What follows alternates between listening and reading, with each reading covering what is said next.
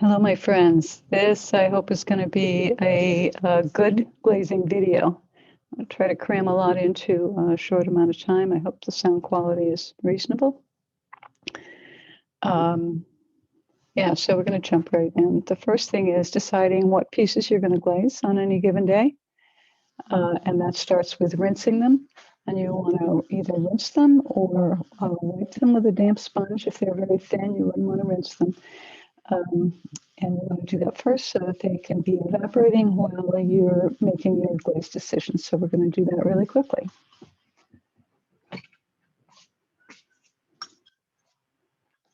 Two pieces of pottery.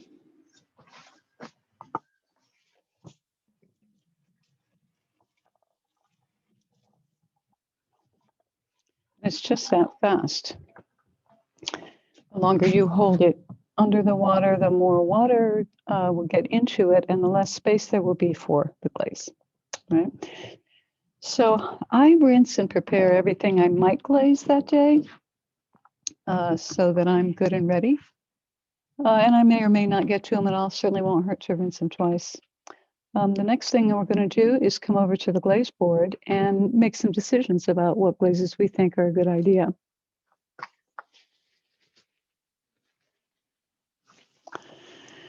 So there's a lot of information on glazes, of course, but the key ones are that glazes that are shiny are very apt to melt earlier in the firing and move more on the pot. So doubling up, adding 2 layers of 2 different shiny glazes means it's going to move more. And you want to be cautious about covering the whole pot with 2 of the high gloss glazes. So if you're working with Lynn's Gray and you want to put some forest green on it, then just do the lip and forest green because that will move enough on top of a shiny glaze. If you dip the whole thing in both of them, then we'll chip it off the shelf because it will run down and glue itself to the shelf. Never a good idea. So just keep that in mind. You can have 2 dipped glazes on any pot. And if you sponge or brush, you would do 3. Our studio glazes don't brush well. They're not designed to. They don't have the same chemistry as a commercial glaze, which has things in it to help with brushing things on. So dipping is your best bet. Sponging is your next bet.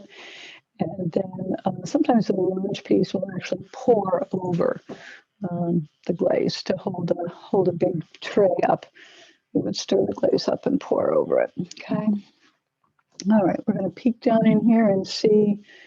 This is the chemical water on top of the Majolica white glaze, and you're going to be stirring the glaze all in and incorporating it really well. And the tools that we have for that are this mixer. So much fun. And some wire whips. Okay. And some stir sticks. And it takes longer to stir things up than it seems like because it's not just the top water that we want to incorporate. It's everything that's underneath and settled out into the bottom. Okay, so you want to spend maybe 2 or 3 full minutes stirring after you think it's stirred enough to make sure you've incorporated all the chemicals up in there. This is glass that you're putting on the outside of your piece, and you want it to be as lovely and even as possible as you take this big glaze risk on your piece. Yeah, we're going to pause there, and I'm going to stir up these glazes. All right, so here, here is the glaze all stirred up. It's a nice new batch of Majolica, which is a stationary glaze, great liner glaze, and you can paint on top of it with the other glazes, which live over on the cart right there.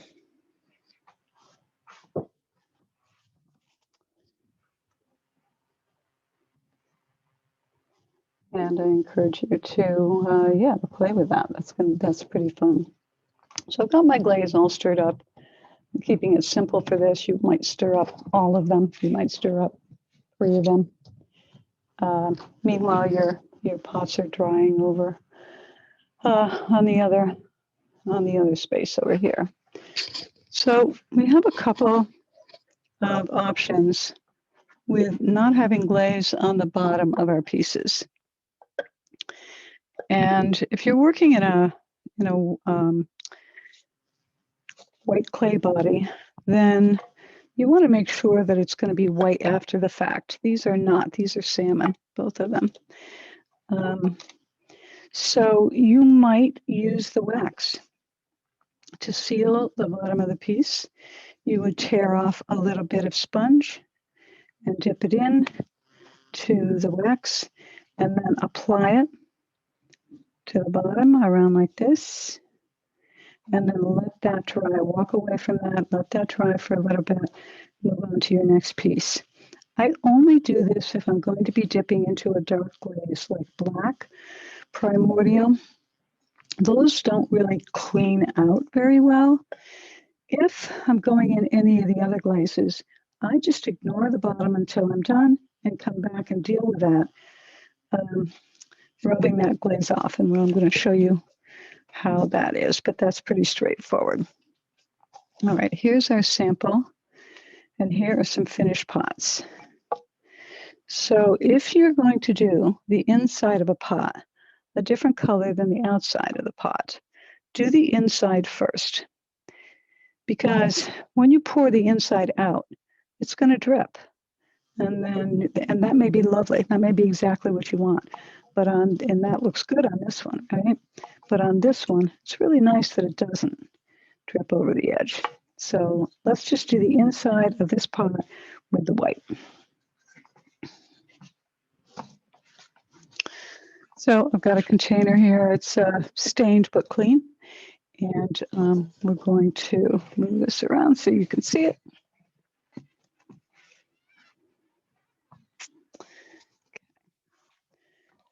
Even though I've stirred this glaze up, it's been 2 or 3 minutes since I did, and they can start to settle out quickly, some of them very quickly.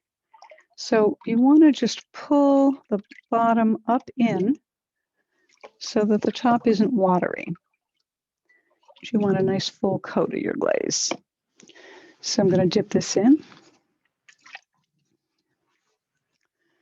I'm just going to hold this pot, pour it in, get it all around the edges, and then pour it out really quickly.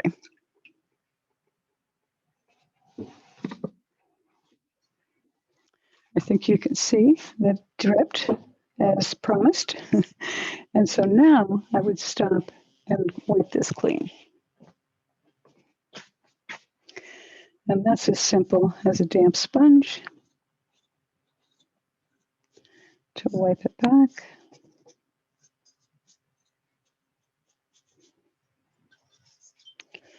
And I just want to keep all my options open for my next set of glaze.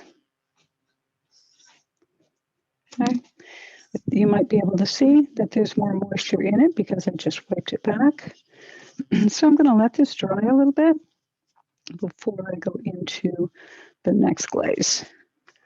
I'll just work on another pot, which is why it's good to have a couple of pots that you're working on at any given time.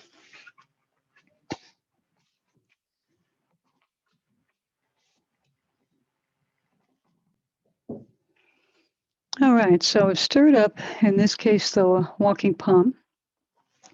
And I have my piece that's dried enough to be able now to do the outside in a second color. So because this glaze on the inside is dry, I can touch it and I can hold it like this. And a lot of pots can just be held this way. And you push them down in, roll them around so that the glaze comes up as close to the lip as possible, and then pull them out. And that looks like this.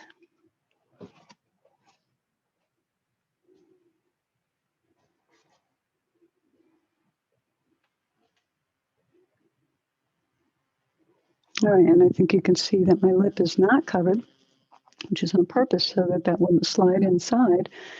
So after this is done dripping and I can set it down, I'll be able to let it dry enough to turn it over and kiss the lip into any glaze that I want. It could be a third color.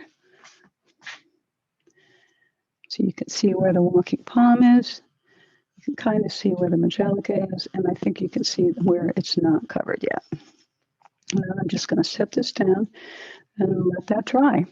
It doesn't take too long because it's thick pieces that we're working on with the pinch pot. All right, it's dried enough that I can handle it. And I'm going to take a moment and re-stir the top of this so it's not watery.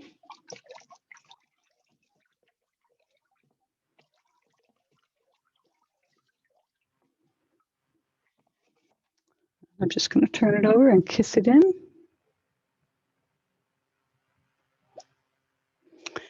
And I'm going to hold it upside down until it stops dripping. If I turn it up too quickly, then that drip will run down the side and change the look.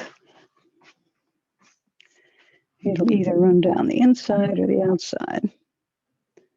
And if I just touch a damp sponge to the droplet, it'll get pulled in, and yay, success. We have success here.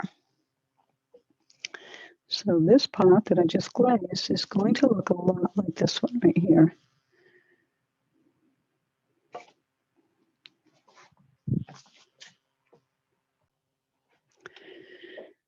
So there's a lot of tools around to glaze with, and you're going to be deciding what works best for you, and it's different for each pot. But you've probably seen these tools around, the red-handled tools. And what they do is they kind of bite onto the pot. And that works fine for small pots like this. When you get into anything very much bigger or heavier, it kind of flops around on you. So I do those a different way. But when they're in this medium size and you're going to go all the way into this glaze, let's say we're going to do this Majolica white, all of the piece, and then maybe we're going to go back and splash some other colors onto it. But this is going to be our base coat, so we know everything is actually covered. So I'm going to just gently close this. I don't want to tighten my hand. I don't want to pop through the side here, but I'm going to close this around my pot so that I can stir that up a little bit so that I can go in and out. So this is how I do it. All the way in, all the way out, upside down till it stops dripping.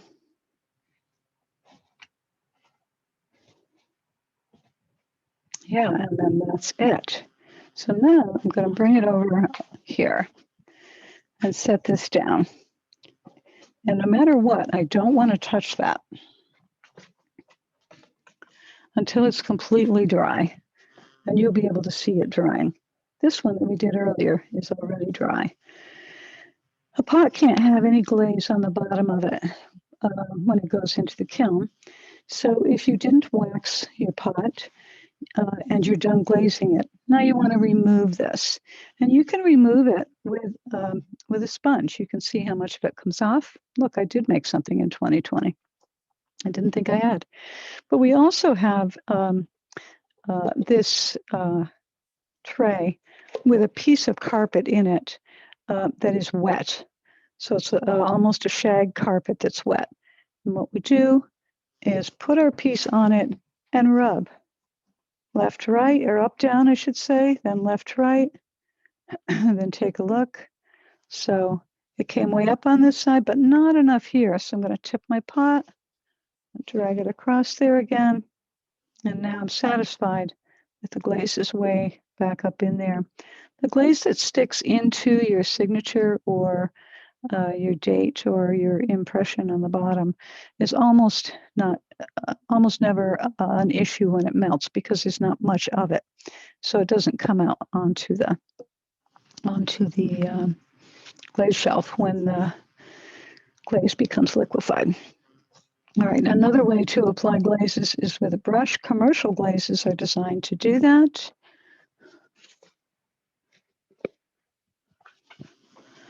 We have all kinds of commercial glazes right next to the kiln room. And there's a chart up above that you'll see to be able to tell what the colors are. So these are designed to brush. You might need to add water. Don't hesitate to add water to them. I don't think I can open this. And then when you brush on 2 coats and you brush them in opposite directions. So the first time that you brush the glaze, you would brush it this way. And then when that's dry, you would come back and add glaze this way. Okay. It doesn't work well with studio glazes. Again, it doesn't have the same thickener in it. But this trick with getting the glaze off the bottom of the pots works really, really well. Okay. I hope this isn't wicked choppy.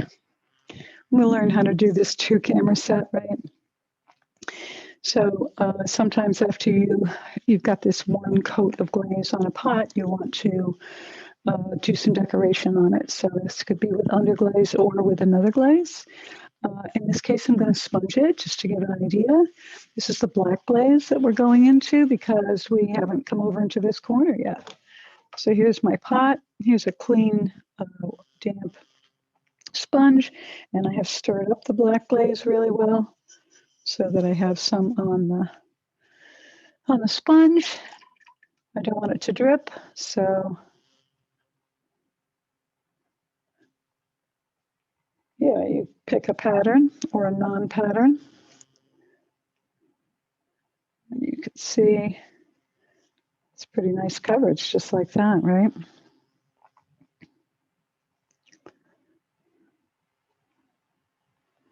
Yeah, so that's great. And my general advice is if you have a pot that's a really nice form, a really satisfying round tall form, stay simple with the glaze and let the form speak for itself. Glaze is the make or break of a pot, so don't undermine the beautiful pot that you've made by going nuts with the glaze, initially anyway. And then when you have a funky shaped pot, like this wasn't quite centered, so it's taller on one side than the other. These are really good pots for us to play with and splash things onto and get funky with them because they're already funky. And so it's good for us to experiment. Really great things are learned in the process of experimentation about what glazes go well together, what techniques work best for you and your pots, and what your personal aesthetic is. And that will develop just like the style, your own style will develop the more pots you make. It's also true with glazing. Your glaze style, which is almost completely different than your building style, is going to reveal itself to you too. So make lots of stuff. Doesn't have to be big stuff. Fire lots of stuff. Keep it. So bisque fire and hold. These are glaze tests. These little things that I make over here, these are glaze tests. So when I'm teaching how to do a pinch pot and how to add a handle, I make a lot of these little, I think they're called cache-pot, little pots. So I can test out glaze combinations on these and then save the pots that I made that I'm in love with to do a little bit more of a sure thing on. So I know I would never do that glaze combination again. That's a good thing to know. And then sometimes it's like, oh yeah, I want the Magelica under the black for this effect or over the Linz gray for this effect. So make lots, fire lots, and bisque lots, and these become your glaze tests. Yes, I'm going to go back and clean the bottom of this pot off. This all white and a little bit of black.